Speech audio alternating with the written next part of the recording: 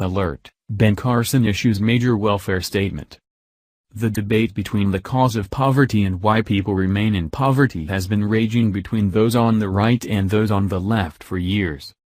According to NPR, Ben Carson issued this bold statement on how he intends to fix it. "We are working on concepts, on how do we break these cycles, not how do we continue them. So many people are just focused on, but if we can change this, then it won't go on like it always has, but maybe we don't want it to go on like it always has. We have 3 to 4 times as many people in need of affordable housing as we can provide. The more we can move out, the more others we can help. Success is not how many people we can put into public housing, it's how many we can get out of it." Carson got into hot water with the left for a statement he made during an interview in May, according to the Washington Post. He said, "I think poverty to a large extent is also a state of mind. You take somebody that has the right mindset, you can take everything from them and put them on the street, and I guarantee in a little while they'll be right back up there. And you take somebody with the wrong mindset, you can give them everything in the world, they'll work their way right back down to the bottom." Considering the left believes poverty is a byproduct of either racism, sexism or the greedy rich, it's no wonder that many liberals had issues with his statement.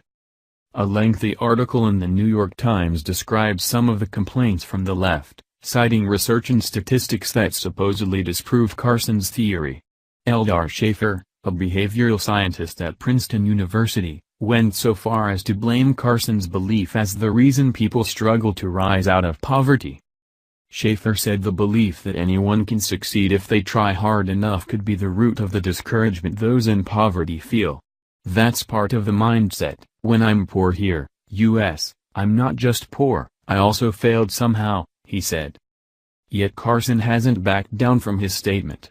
If anything, he added to it in the interview with NPR. He explained his belief with a metaphor. "When a person goes to bat against legendary pitcher Nolan Ryan, they react in one of 2 ways. When a person goes to bat against legendary pitcher Nolan Ryan, they react in one of 2 ways. The first say Nolan Ryan. Oh no, he's a legend. He's got a 100-mile-per-hour fastball. I'll probably not even see the ball." Carson says this belief causes people to fail miserably. But there is a second group who say, "Nolan Ryan. He's an old man. I'm going to knock the cover off the ball." Those people, Carson says, likely have a much better chance. His belief is that while those in poverty need support groups and safety nets like welfare programs, the focus should be on getting them out of poverty, out of those support groups and off the safety nets. He wants people to succeed and grow, not wither in rotting poverty for years on end. Carson believes programs like welfare are partially to blame for not focusing enough on growth and success and currently provide only band-aid solutions. According to Carson, the purpose of the U.S. government and HUD is to provide the avenues, the mechanism, to allow anyone who can get out to get out, and I think that's going to be most people. While there may be the occasional example of someone languishing in poverty despite their best efforts, odds are it's more the exception than the rule. Many cases could simply be the result of people believing there was no hope, no way out, and have simply accepted their lot in life.